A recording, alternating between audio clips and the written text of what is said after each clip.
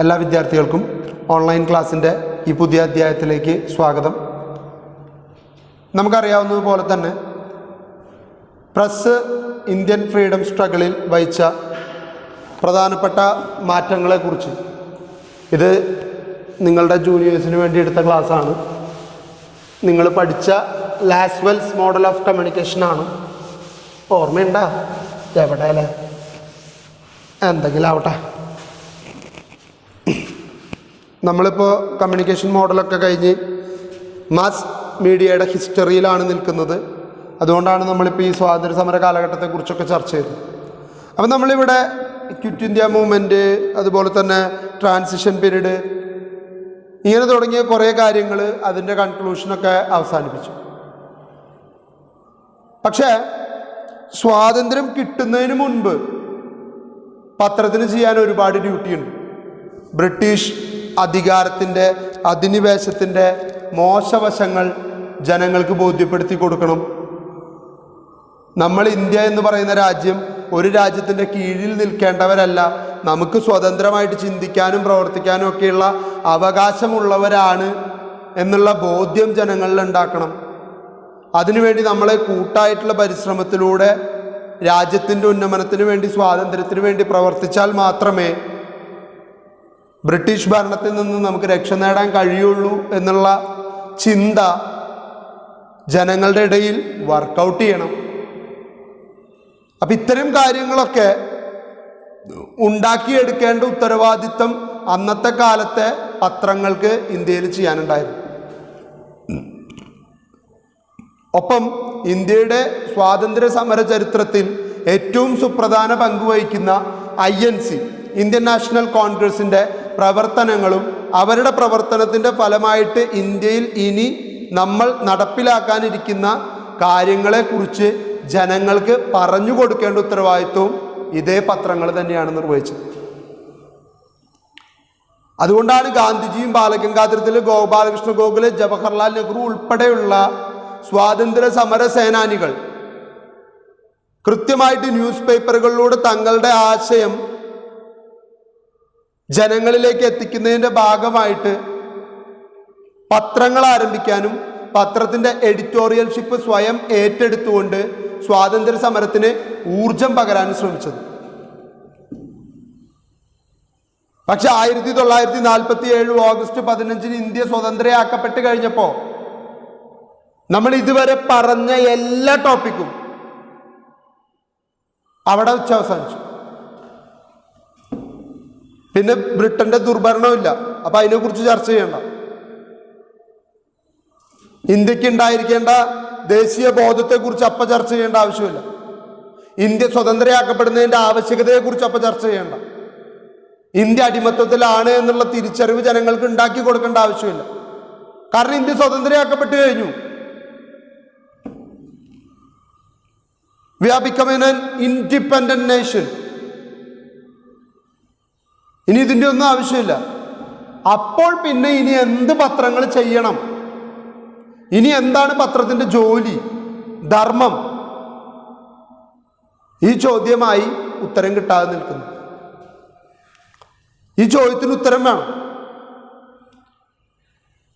സ്വാതന്ത്ര്യാനന്തര ഇന്ത്യയിൽ മാധ്യമ പ്രവർത്തനത്തിന്, പ്രത്യേകിച്ച് പത്രപ്രവർത്തനത്തിന് ഇനി എന്ത് പ്രാധാന്യമുണ്ട്? ആ ചോദ്യം വളരെ കാലം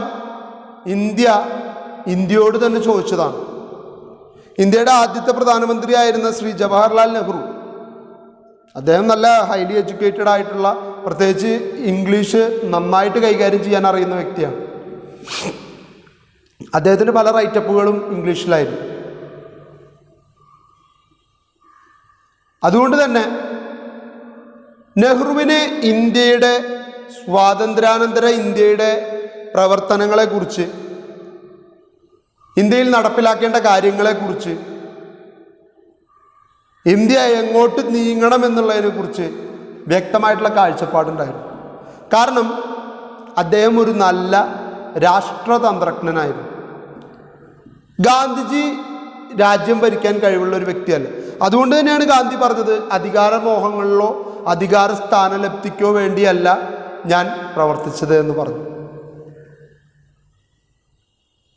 അദ്ദേഹത്തിന് ഭരിക്കാൻ അറിയില്ല. പക്ഷെ അദ്ദേഹം വിചാരിച്ചൊരു കാര്യം നേടിയെടുക്കുന്നതിന് ഏത് എക്സ്റ്റെൻറ്റ് വരെയും പോകാനുള്ള മനക്കരുത്തുണ്ടായിരുന്നു. അക്രമമല്ല, അഹിംസ, സത്യാഗ്രഹം, ഉപവാസം, ഈ മാർഗങ്ങളിലൂടെ തനിക്ക് ലഭിക്കേണ്ട ന്യായമായിട്ടുള്ള അവകാശങ്ങളെ നേടിയെടുക്കാൻ എപ്പോഴും ശ്രമിച്ചുകൊണ്ടിരുന്ന വ്യക്തിയാണ് മഹാത്മാഗാന്ധി. അല്ലാതെ അദ്ദേഹത്തിന് ഭരണ സംവിധാനത്തിൽ ഒരു രാജ്യത്തെ എങ്ങനെ ഭരിക്കണം, ഒരു ജനതയെ എങ്ങനെ ഒറ്റക്കെട്ടായിട്ട് നിർത്തണം അറിയില്ലായിരുന്നു. അപ്പൊ ഇനിയുള്ള ഭാഗത്ത് നമ്മൾ ചർച്ച ചെയ്യാൻ പോകുന്ന പ്രധാന വിഷയം ഇതാണ്. സ്വാതന്ത്ര്യാനന്തര ഇന്ത്യയിൽ, after the independence, what are the Rolls of A news paper in India? അവരെന്താണ് ചെയ്യേണ്ടത്, അവരെന്താണ് ചെയ്യേണ്ടിയിരുന്നത്? ഇതാണ് നമ്മുടെ മുമ്പിലുള്ള ചോദ്യം. ഇതിനുള്ള ഉത്തരമാണ് നമ്മളിപ്പോൾ കണ്ടെത്താനായിട്ട് പോകുന്നത്. അപ്പോൾ നമുക്ക് നേരെ ടോപ്പിക്കിലേക്ക് കിടക്കാം. Press after independence. With independence the former leaders of freedom struggle became the new rulers of India except Gandhiji. കാരണം ഇവിടെ പറഞ്ഞിരിക്കുന്നത് ഇൻഡിപെൻഡൻസിന് ശേഷം സ്വാതന്ത്ര്യ സമര സേനാനികളായി നിന്നിരുന്നവരിൽ ബഹുഭൂരിപക്ഷം എന്തായി മാറി? ഇന്ത്യയുടെ സ്വാതന്ത്ര്യത്തിന് ശേഷമുള്ള ഇന്ത്യയുടെ ഭരണകർത്താക്കളായിട്ട് മാറി. പക്ഷെ ഗാന്ധിജി ഭരണ സംവിധാനത്തിലേക്ക് കടന്നു വന്നില്ല. സോ ഞാനതുകൊണ്ട് ഒരു വാചകം കൂട്ടിച്ചേർത്തു, എക്സെപ്റ്റ് ഗാന്ധി എന്ന്. For the press it marked a change in its role. The nationalist press during the freedom movement had served more as a newspaper and looked at the leaders with some kind of admiration, fully supporting and propagating their views, propaganda and actions. 1947 സ്വാതന്ത്ര്യത്തിന് മുൻപ് ഇന്ത്യയിലെ news പേപ്പറിനെ സംബന്ധിച്ചിടത്തോളം അവർക്ക് വേറൊരു ടൈറ്റിലും കൂടി ചേരുമായിരുന്നു, views paper.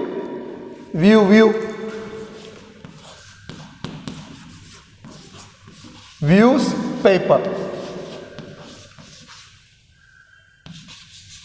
What is the difference between news and views? News എന്ന് പറഞ്ഞാൽ സംഭവിച്ച ഒരു കാര്യത്തെ റിപ്പോർട്ട് ചെയ്യുന്നതിനെയാണ് ന്യൂസ് എന്ന് പറയുന്നത്. അസ്വാഭാവികമായിട്ടുള്ള ഏതെങ്കിലും ഒരു കാര്യത്തിൻ്റെ റിപ്പോർട്ടിങ്ങിനെയാണ് ന്യൂസ് എന്ന് പറയുന്നത്. What is mean by views? It is a new idea. ഗാന്ധിജിയുടെ നോൺ കോപ്പറേഷൻ, ഗാന്ധിജിയുടെ സത്യാഗ്രഹ, നിരാഹാര സമരം, അതുപോലെ തന്നെ ഗാന്ധിജിയുടെ Quit India movement, non violence, ഇതൊക്കെ ചൂണ്ടിക്കാണിക്കുന്നത് പുതിയ വ്യൂസ് ആണ്. ഈ ആശയങ്ങൾ ഗാന്ധി പത്രത്തിലൂടെ നിങ്ങളോട് സംസാരിക്കുമ്പോൾ പത്രം പിന്നെ ന്യൂസ് അല്ല തരുന്നത്, വ്യൂസ്. അതുകൊണ്ടാണ് അന്നത്തെ കാലത്തെ പത്രങ്ങളെ വ്യൂസ് പേപ്പർ എന്നുകൂടി അറിയപ്പെടുന്നത്. ക്ലിയർ അല്ലേ? ഈ വ്യൂസ് പേപ്പറിലൂടെ, ന്യൂസ് പേപ്പർ തന്നെ വ്യൂസ് പേപ്പർ എന്നും വിളിക്കുന്നു. കാരണം പലരുടെയും വ്യൂകളാണ്, പലരുടെയും കാഴ്ചപ്പാടുകളാണ്, ഐഡിയോളജികളാണ് ഇതിലൂടെ പുറത്തു വരുന്നത്. ഒപ്പം സ്വാതന്ത്ര്യത്തിന് വേണ്ടി അവരെടുക്കുന്ന ആക്ഷൻ പ്ലാൻസ്, ഇങ്ങനെ തുടങ്ങിയിട്ടുള്ള കാര്യങ്ങളും ഇതിൻ്റെ കൂടെ പറഞ്ഞു പോകുന്നു. ആക്ഷൻ പ്ലാൻ അല്ലെങ്കിൽ സ്ട്രാറ്റജി എന്താണോ നമ്മൾ നടപ്പിലാക്കാൻ പോകുന്നത് അതിനെ വിശദീകരിക്കലായിരുന്നു ന്യൂസ് പേപ്പറിന്റെ പ്രധാന ഉത്തരവാദിത്വം. പക്ഷെ 1947 ഓഗസ്റ്റ് 15 ഇന്ത്യ സ്വതന്ത്രയായി. ഇനി ആക്ഷന്റെ ആവശ്യമില്ല, പ്ലാനിങ്ങിന്റെ ആവശ്യമില്ല, സ്ട്രാറ്റജിയുടെ ആവശ്യമില്ല. അപ്പം എന്ത് മാറ്റമാണ് ഇവർ കൊണ്ടുവന്നതെന്നുള്ളതാണ്. In free India, this honeymoon continued for rather a long time.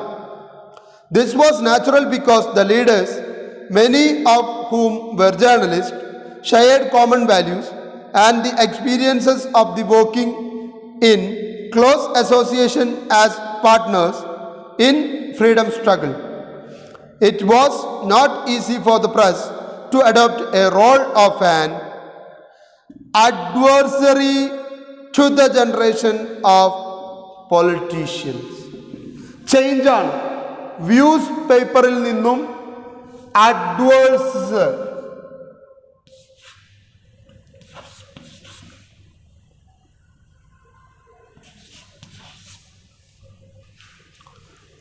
നമുക്കൊരു ഉപദേശം തരാനായിട്ട് പറ്റണം, അഡ്വേഴ്സറി ആയിട്ട് മാറാനായിട്ട് പറ്റണം. വ്യൂ മാത്രം പോരെ. ഇനി വേണ്ടത് ആർക്ക് അഡ്വൈസ് കൊടുക്കണം?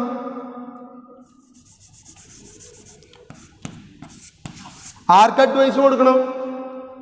ഇവിടെ അഡ്വൈസ് ചെയ്യേണ്ടത് ഗവൺമെന്റിനെയാണ്.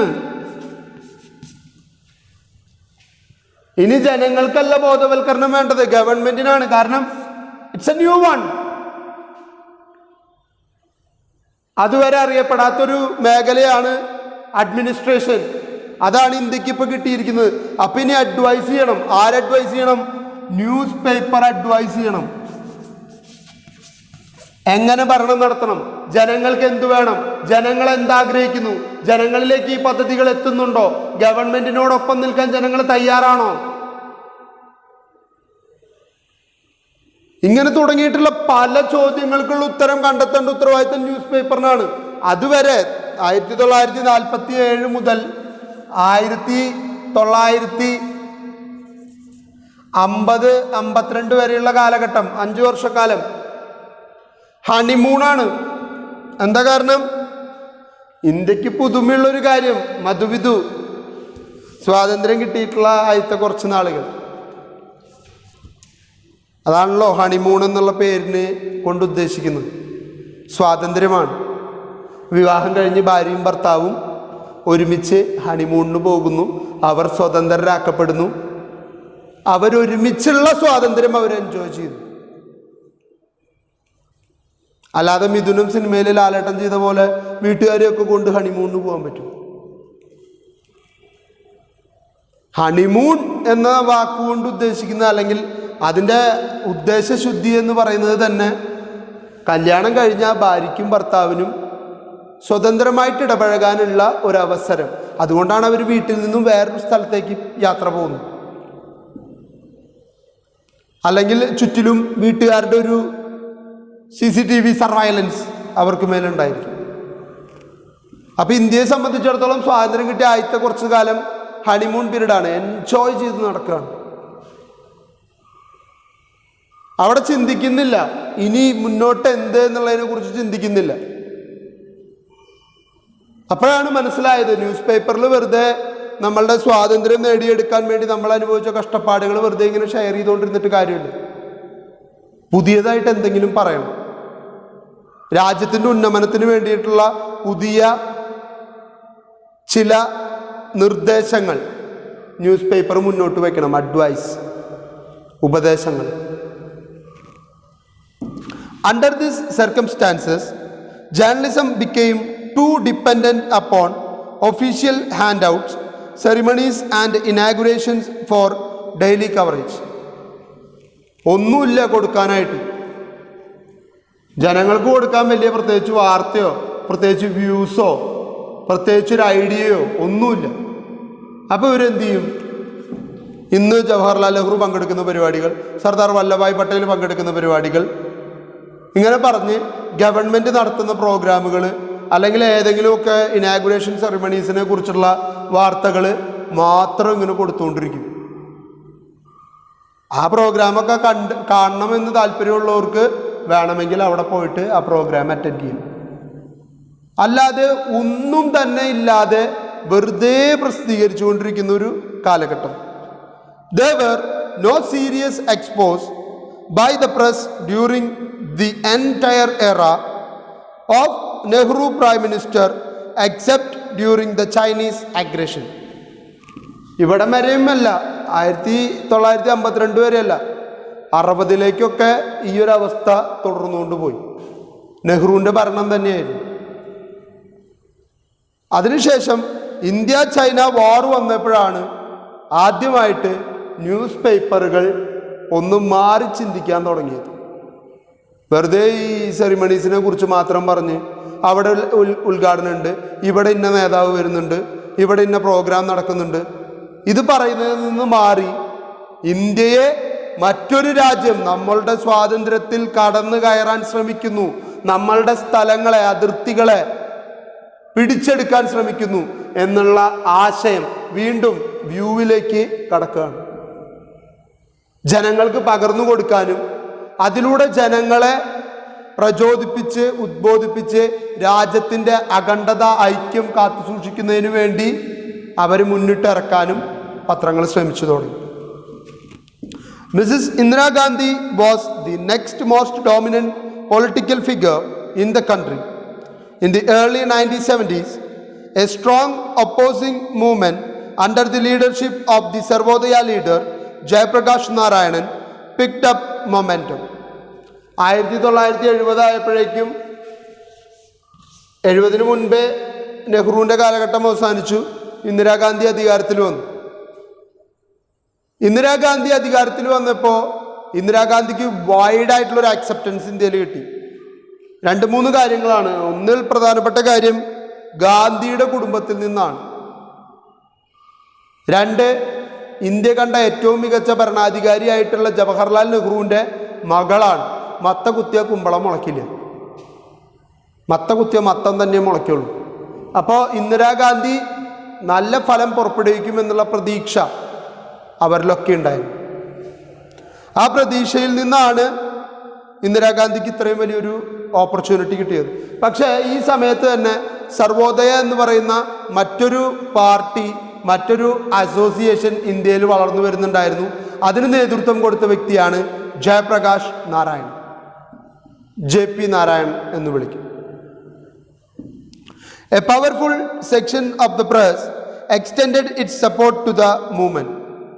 അപ്പോൾ പത്രങ്ങളിൽ വലിയൊരു വിഭാഗം ഇന്ദിരാഗാന്ധിയിൽ നിന്ന് മാറി JPയിലേക്ക് പോകാനായിട്ട് ഒരു താല്പര്യം കാണിച്ചു തുടങ്ങി.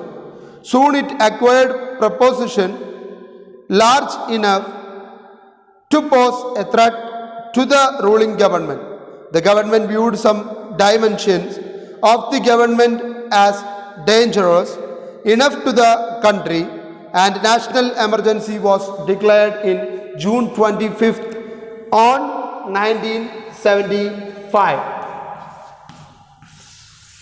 ഇന്ത്യയുടെ ചരിത്രത്തിലെ, സ്വാതന്ത്ര്യാനന്തര ഇന്ത്യയുടെ ചരിത്രത്തിലെ കറുത്ത അധ്യായം എന്ന് വിളിക്കപ്പെടുന്ന കാലഘട്ടം 1975 ജൂൺ 25 ഇന്ദിരാഗാന്ധി നടപ്പിലാക്കിയ നാഷണൽ എമർജൻസി, ദേശീയ അടിയന്തരാവസ്ഥ.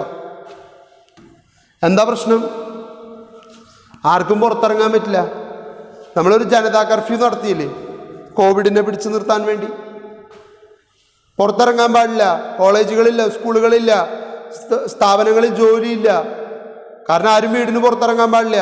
പുറത്തിറങ്ങി 4-ൽ കൂടുതൽ പേരെ കണ്ടു കഴിഞ്ഞാൽ കാരണമില്ലാതെ പോലീസിനെ അറസ്റ്റ് ചെയ്ത് കൊണ്ടുപോവാം. കൊറോണയുടെ സാഹചര്യത്തിൽ അത്രയ്ക്ക് സ്ട്രിക്റ്റ് അല്ല. 4 പേരിൽ കൂടുതൽ കണ്ടു കഴിഞ്ഞാൽ എന്തോടെ കൂട്ടം കൂടിക്കണം, എല്ലാവരും വീട്ടിൽ പോയറാ എന്ന് പറയുള്ളൂ. ഇത് നാഷണൽ എമർജൻസി പ്രഖ്യാപിച്ചോക്കാണ്. ദേശീയ തലത്തിൽ അടിയന്തരാവസ്ഥ പ്രഖ്യാപിച്ചിരിക്കുകയാണ്. വളരെ മോശമായിട്ടുള്ള കാലഘട്ടമായിരുന്നു. ഒരുപക്ഷെ 77-ൽ അടിയന്തരാവസ്ഥ പിൻവലിച്ച് പുതിയൊരു ഗവൺമെൻറ്, ആദ്യമായിട്ട് സ്വാതന്ത്ര്യാനന്തര ഇന്ത്യയിൽ കോൺഗ്രസ് ഇതര ഗവൺമെൻറ്, അതായത് കോൺഗ്രസിൻ്റേതല്ലാത്ത ഒരു ഗവൺമെൻറ് ഭരണത്തിൽ വന്നതാണ് 1977-ലെ ഇലക്ഷൻ. 1970-ൽ നടന്ന ഇലക്ഷനിൽ ഇന്ദിരാഗാന്ധി അഴിമതി നടത്തി എന്നതിൻ്റെ പേരിൽ ഇന്ദിരാഗാന്ധിയുടെ ഓഫീസ് വിഡ്രോ ചെയ്തു പോകാൻ ആവശ്യപ്പെട്ടപ്പോൾ ഇലക്ഷൻ കമ്മീഷനെ മറികടക്കുന്നതിന് വേണ്ടി 1975 ഇന്ദിരാഗാന്ധി നാഷണൽ എമർജൻസി പ്രഖ്യാപിക്കുകയും പിന്നീട് ഒരു പ്രവർത്തനങ്ങളും രാജ്യത്ത് നടക്കാതിരിക്കാൻ വേണ്ടി ശ്രമിക്കുകയും ചെയ്തു. പക്ഷെ 19 മാസമാണ് നാഷണൽ എമർജൻസി നിലനിന്നുള്ളൂ. 77 പുതിയ ഇലക്ഷൻ നടന്നു. ഇന്ദിരാഗാന്ധി ആദ്യമായിട്ട്, അല്ലെങ്കിൽ കോൺഗ്രസ് ആദ്യമായിട്ട് ഇന്ത്യയിൽ പരാജയപ്പെട്ടു.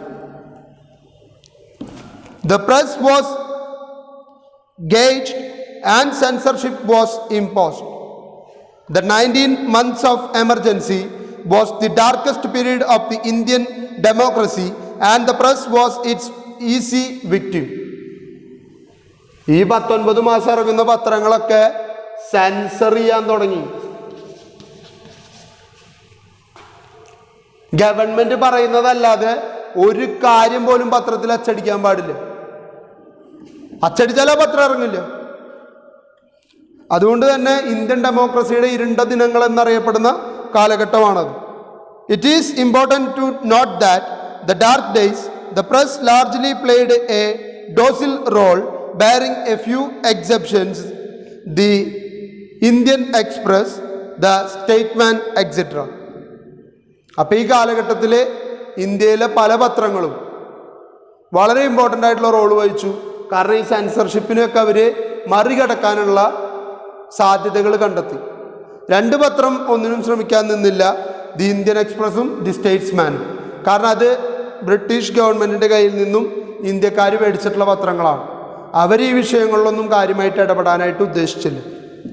When the press was asked to bend, most of them choose to crow.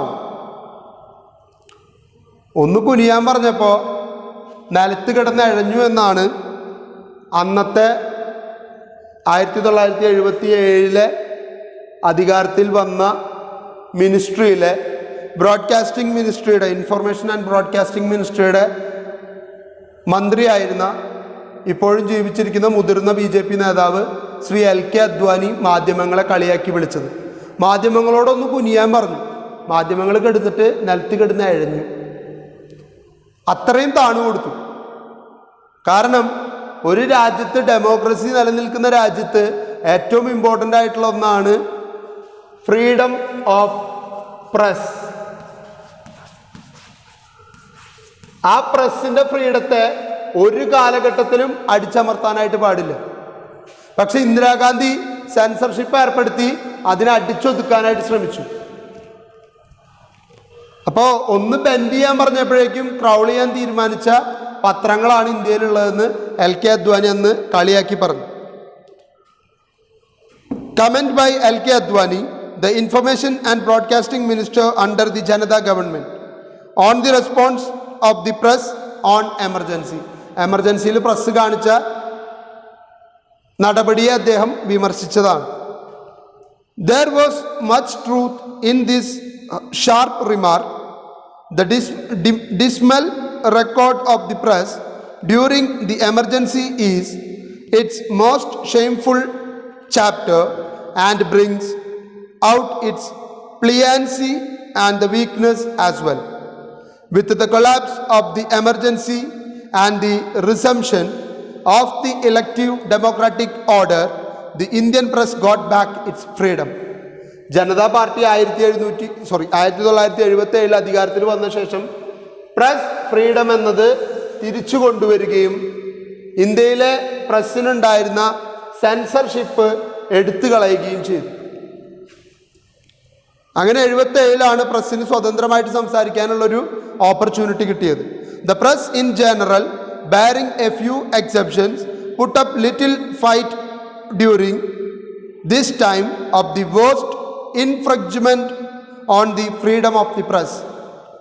ഈ 1975 മുതൽ 77 വരെയുള്ള ഈ 19 മാസക്കാലം ചില പത്രങ്ങളെങ്കിലും പ്രസ് ഫ്രീഡത്തിന് വേണ്ടി വാദിച്ചുകൊണ്ടിരുന്നു.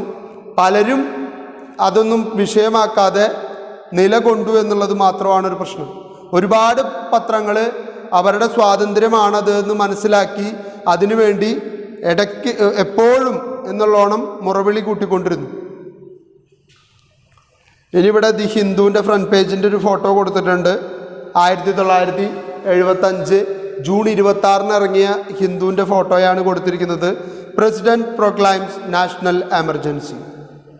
Security of the India threatened by internal disturbances. President ഇന്ത്യയിൽ അടിയന്തരാവസ്ഥ പ്രഖ്യാപിച്ചു. ഇന്ത്യയിലെ സെക്യൂരിറ്റി എന്ന് പറയുന്നത് ഇന്ത്യയുടെ ഉള്ളിൽ തന്നെയുള്ള പ്രശ്നങ്ങളാൽ ഷെയ്ക്ക് ചെയ്യപ്പെട്ടു, അല്ലെങ്കിൽ അതിനൊരു പേടിക്കേണ്ട ഒരു സാഹചര്യം ഇന്ത്യയിൽ ഉണ്ടായിരിക്കുകയാണ് എന്നാണ് അവരതിനെ കൊടുത്തിരിക്കുന്നത്. Preventive arrest and press censorship imposed. അവർ കൊടുത്തിരിക്കുകയാണ്, പ്രസ് സെൻസർഷിപ്പ് ഏർപ്പെടുത്തിയിട്ടുണ്ട്.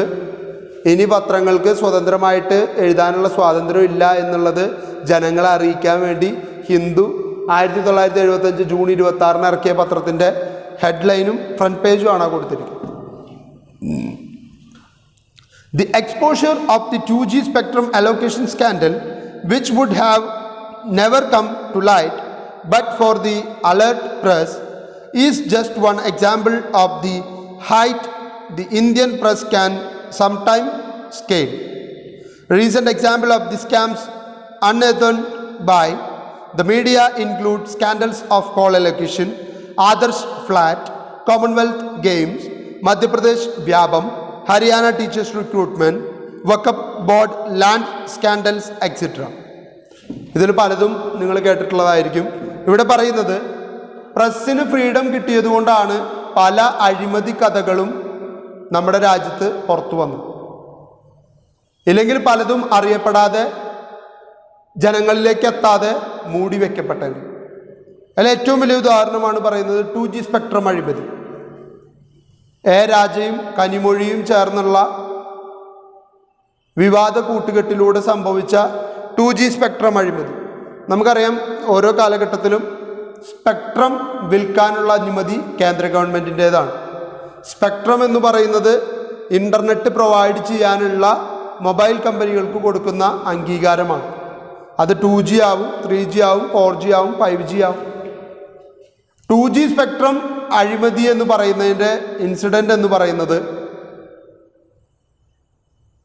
2G സ്പെക്ട്രം വിൽക്കാൻ ശ്രമിച്ച സമയത്ത് അന്നത്തെ ടെലികോം മന്ത്രിയായിരുന്ന രാജയും അദ്ദേഹത്തിൻ്റെ കൂട്ടാളിയായിരുന്ന കനിമൊഴിയും രണ്ടുപേരും ചേർന്ന് ഏകദേശം 2000 കോടി രൂപയോളം കോഴയായിട്ട് കൈപ്പറ്റി എന്നുള്ളതാണ് വിഷയം. അതിൻ്റെ പേരിൽ രാജയും കനിമൊഴിയും ഇപ്പോഴും തിഹാർ ജയിലിലാണ്. 2000 കോടി രൂപയാണ് ഗവൺമെൻറ്റിന് കിട്ടേണ്ട പൈസയാണ്, പറ്റിച്ചെടുത്തു. അതുപോലെ തന്നെയുള്ള ഒരുപാട് അഴിമതി കഥകൾ പത്രങ്ങൾ പിന്നീട് പുറത്തു കൊണ്ടുവന്നു. അത് 77 പത്രത്തിന് ഫ്രീഡം തിരിച്ചു കിട്ടിയത് കൊണ്ടാണ്. ഇവിടെ കുറേ ഉദാഹരണങ്ങൾ പറഞ്ഞിട്ടുണ്ട്. ആദർശ് ഫ്ലാറ്റ് അഴിമതി, ഫ്ലാറ്റ് നിർമ്മിച്ചു കൊടുക്കാമെന്ന് പറഞ്ഞ ആൾക്കാരുടെ നിന്ന് പൈസ മേടിച്ച് അത് പറ്റിച്ച കമ്പനിയെക്കുറിച്ചുള്ള വിവരങ്ങൾ. അതുപോലെ തന്നെ കോൾ അലോക്കേഷൻ, കൽക്കരിപ്പാടം, മൻമോഹൻ സിംഗ് ഗവൺമെൻറ്റിൻ്റെ അവസാന കാലഘട്ടത്തിൽ പുറത്തു വന്നതാണ്.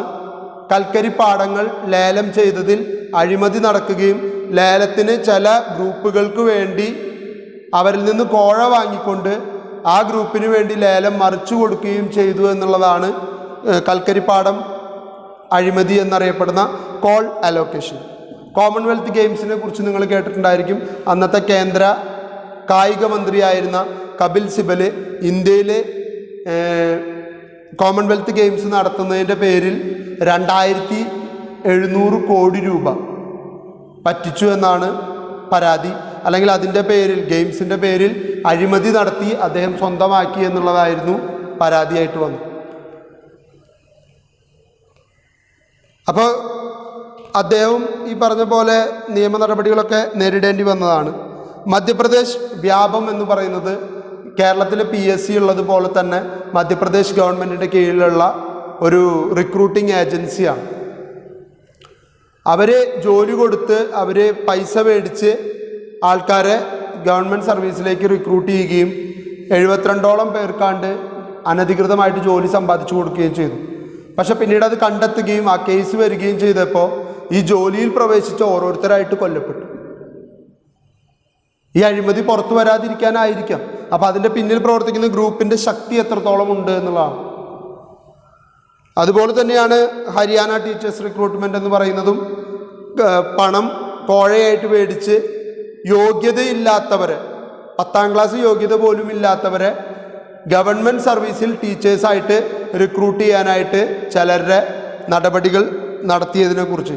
വഖഫ് ബോർഡ് മുസ്ലിം കമ്മ്യൂണിറ്റിയുടെ കീഴിലുള്ളതാണ്. അവർ ലാൻഡ് മേടിച്ചതിൽ അഴിമതി നടത്തുകയും അതിന് ലാൻഡ് കുറച്ച് കാണിക്കുകയോ അതിലെ വില കുറച്ച് കാണിച്ചിട്ട് അതിൻ്റെ പേരിൽ കൂടുതൽ പൈസ തട്ടിയെടുക്കുകയോ അങ്ങനെ ഒരു പ്രശ്നം ഉണ്ടായതായിട്ടും പത്രങ്ങൾ തന്നെയാണ് പുറത്തു കൊണ്ടുവന്നത്. ഇത് മാത്രമൊന്നുമല്ല, ഇപ്പോഴത്തെ ലേറ്റസ്റ്റ് ആയിട്ടുള്ള കാര്യങ്ങൾ നോക്കിയാൽ തന്നെ അറിയാം. ലഹരി മരുന്നുമായിട്ട് സിനിമാ മേഖലയിലുള്ള ബന്ധം, സ്വർണ്ണക്കള്ളക്കടത്ത്, എം ശിവശങ്കറും സ്വപ്നയൊക്കെ പെട്ടുപോയ കേസുകൾ, ഇങ്ങനെ തുടങ്ങി ഒരുപാട് പ്രശ്നങ്ങൾ സമൂഹത്തിൻ്റെ മുന്നിലേക്ക് കൊണ്ടുവന്നിട്ടുള്ളതും ഇതേ പത്രങ്ങൾ തന്നെയാണ്. But follow-up investigation of these public scams are lacking and are rarely pursued to the end. The press whips up interest in the scam to be crescendo, then forget about it when another scam is unearthed. പലപ്പോഴും ഈ സ്കാമുകളെ കുറിച്ചൊക്കെ വലിയ കാര്യത്തിൽ, അഴിമതികളെ കുറിച്ചൊക്കെ വലിയ വാർത്തയായിട്ടും front പേജിലും വലിയ പ്രശ്നമായിട്ടൊക്കെ വരും.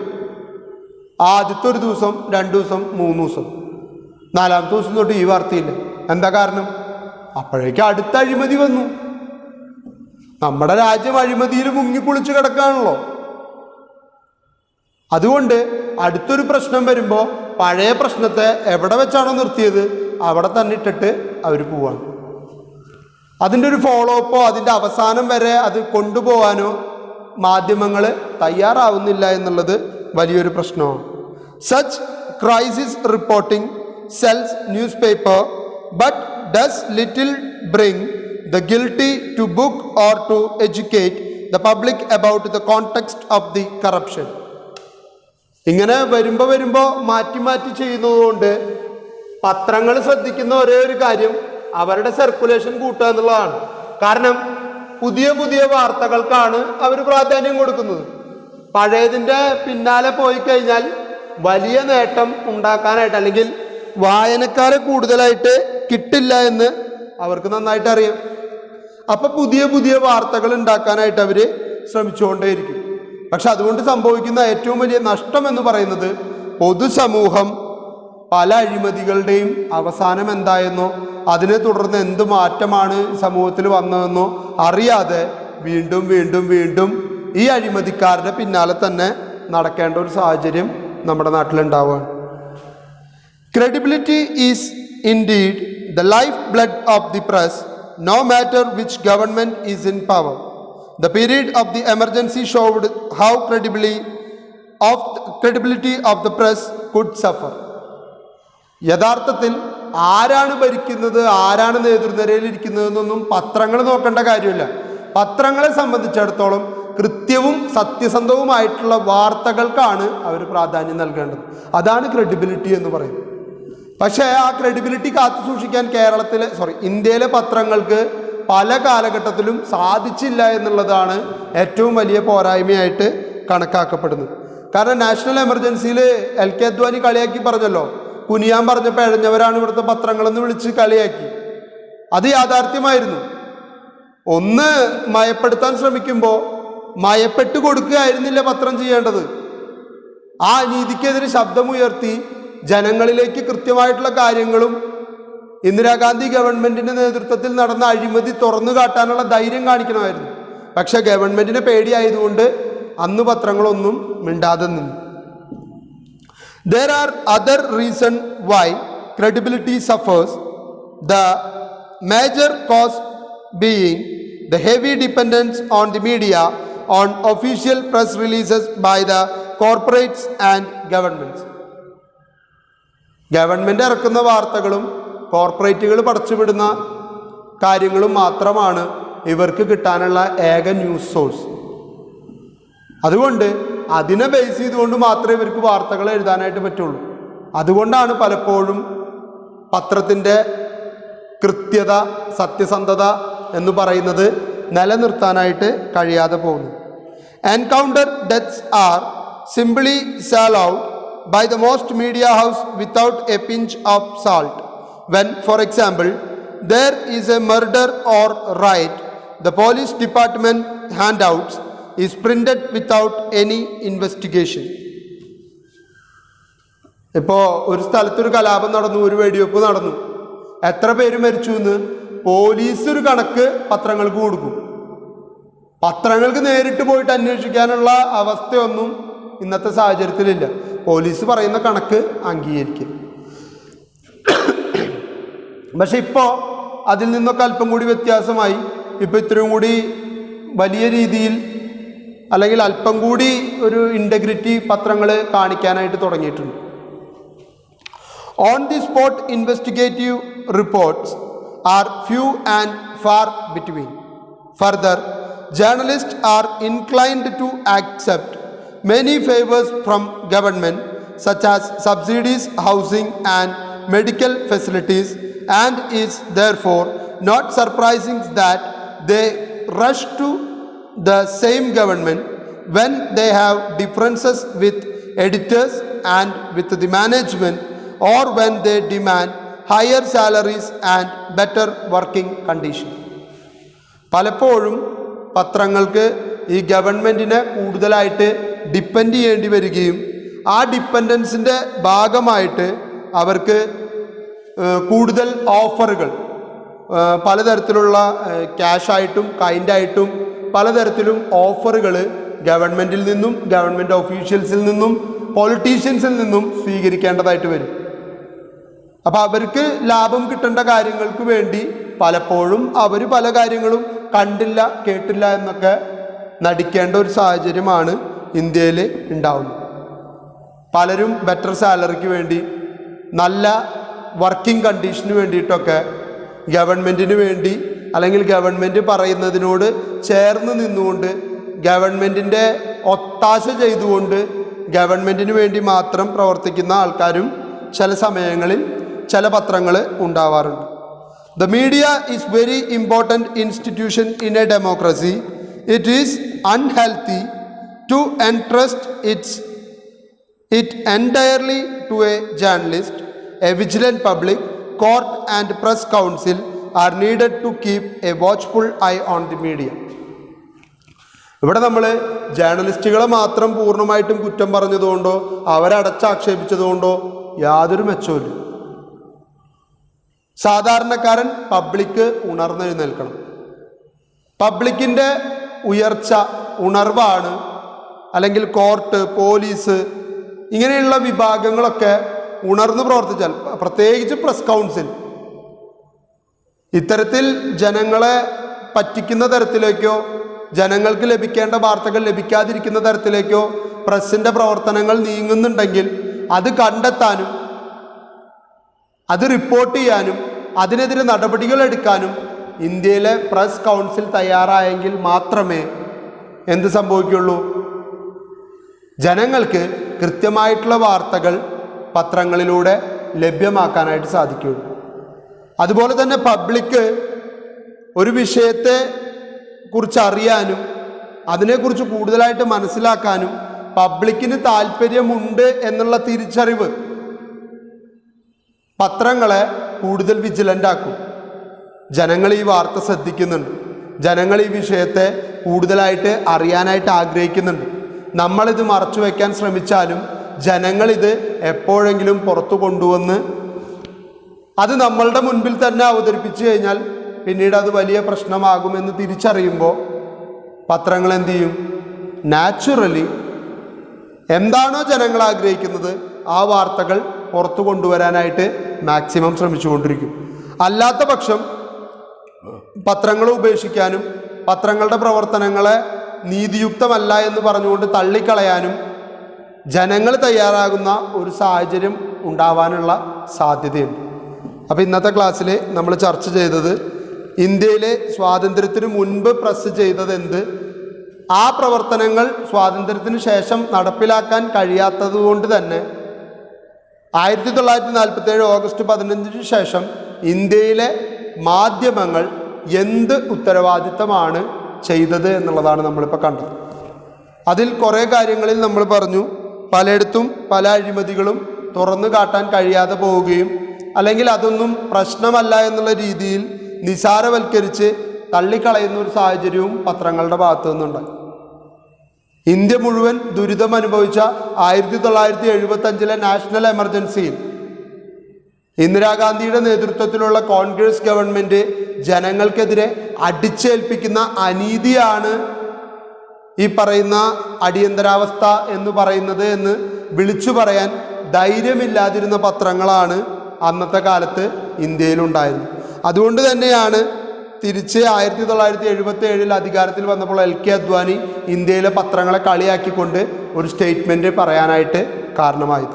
പക്ഷെ 1977 ജനതാ ഗവൺമെൻറ് ആദ്യം ചെയ്തൊരു വലിയ കാര്യമെന്ന് പറയുന്നത് പത്രത്തിന് പൂർണ്ണമായിട്ടുള്ള പ്രസ് ഫ്രീഡം ഇന്ത്യയിൽ അനുവദിച്ചു കൊടുത്തു. അതുകൊണ്ടാണ് പല സ്കാൻഡൽസും പല അഴിമതികളും പത്രങ്ങളിലൂടെ ജനങ്ങളിലേക്ക് എത്തുകയും നമ്മളെ ഭരിക്കുന്നവർ തന്നെ നമ്മളെ ഭരിച്ചു മുടിപ്പിക്കുകയാണ്, അല്ലെങ്കിൽ അഴിമതിയിൽ മുങ്ങിക്കുളിച്ച് നിൽക്കുന്ന ഭരണമാണ് നമ്മുടെ രാജ്യത്ത് നിലനിൽക്കുന്നതെന്ന് നമുക്ക് മനസ്സിലാക്കാനായിട്ട് കഴിയുന്നു. ഒന്നിൽ കൂടുതൽ ഉദാഹരണങ്ങളാണ് പത്രങ്ങളിലൂടെ ദിനം പ്രതി എന്നോണം പുതിയ പുതിയ അഴിമതികളും ഹവാല ഇടപാടുകളും നമ്മുടെ മുൻപിലേക്ക് അവതരിപ്പിക്കപ്പെട്ടുകൊണ്ടിരിക്കുകയാണ്. ഒരുപക്ഷെ പ്രസ്സിന് സ്വാതന്ത്ര്യമില്ലെങ്കിൽ, ഗവൺമെൻറ്റിനെ വിമർശിക്കാൻ കഴിയില്ലെങ്കിൽ, ഗവൺമെൻറ്റിൻ്റെ പ്രവർത്തനങ്ങളിൽ അല്ലെങ്കിൽ ഗവൺമെൻറ്റിൻ്റെ പ്രവർത്തനങ്ങളുമായിട്ട് ബന്ധപ്പെട്ട് പ്രവർത്തിക്കുന്ന വ്യക്തികളുടെ വ്യക്തിപരമായിട്ടുള്ള പ്രവർത്തനങ്ങളെ തുറന്നു കാണിക്കാനുള്ള അവകാശം ഗവൺമെൻറ്റിനില്ലെങ്കിൽ എന്ത് സംഭവിക്കും? ഗവൺമെൻറ്റിനല്ല, പത്രങ്ങൾക്കില്ലെങ്കിൽ എന്ത് സംഭവിക്കും? ഗവൺമെൻറ് പറയാൻ ആഗ്രഹിക്കുന്ന, ഗവൺമെൻറ് വിചാരിക്കുന്ന കാര്യങ്ങൾ മാത്രമേ ജനങ്ങൾ അറിയുള്ളൂ. ഒരു അഴിമതി പുറത്തു വരില്ല, ഒരു തരത്തിലുള്ള ദുർഭരണ നടപടികൾ പുറത്തു വരില്ല. കാരണം ഗവൺമെൻറ്റാണ് തീരുമാനിക്കുന്നത് ജനങ്ങൾ പത്രങ്ങളിലൂടെ എന്തറിയണം, ജനങ്ങൾക്ക് എന്താണ് പറഞ്ഞു കൊടുക്കേണ്ടത്, ജനങ്ങളിലേക്ക് എന്താശയമാണ് ഗവൺമെൻറ്റിനെ കുറിച്ച് എത്തിച്ചേരേണ്ടത്. ഇങ്ങനെ കൃത്യമായിട്ടുള്ള കാര്യങ്ങൾ സെറ്റ് ചെയ്ത് വെച്ച് അത് ജനങ്ങൾക്ക് പകർന്നു കൊടുക്കാനായിട്ട് പത്രങ്ങളെ ഉപയോഗപ്പെടുത്തുക. പക്ഷേ ഇന്നത്തെ കാലഘട്ടത്തിൽ രണ്ട് രീതിയിലുള്ള ആൾക്കാരുമുണ്ട്. ഗവൺമെൻറ്റിൻ്റെ ഈ അപകടകരമായിട്ടുള്ള നിലപാടുകളെ ചോദ്യം ചെയ്തുകൊണ്ട് മുന്നോട്ട് വരുന്ന ആളുകളുമുണ്ട്. എന്നാൽ ഗവൺമെൻറ്റിന് ഓശാന പാടിക്കൊണ്ട് ഗവൺമെൻറ് പറയുന്ന കാര്യങ്ങൾ മാത്രം ചെയ്തു കൊടുക്കുന്ന, അതിനു വേണ്ടി മാത്രം വർക്ക് ചെയ്യുന്ന ചില പത്രസ്ഥാപനങ്ങളും നമ്മളുടെ ചുറ്റിലും ഉണ്ട് എന്നുള്ളതാണ് യാഥാർത്ഥ്യം. അപ്പോൾ ഇത്രയും കാര്യങ്ങൾ മനസ്സിലാക്കിക്കൊണ്ട് നന്നായി പഠിക്കുക, ഒപ്പം തന്നെ കൊറോണയ്ക്കെതിരെ ജാഗ്രതയോടുകൂടി ഇരിക്കുക. നല്ല ദിവസങ്ങൾ ഉണ്ടാകട്ടെ എന്ന് ആശംസിക്കുന്നു. Thank you.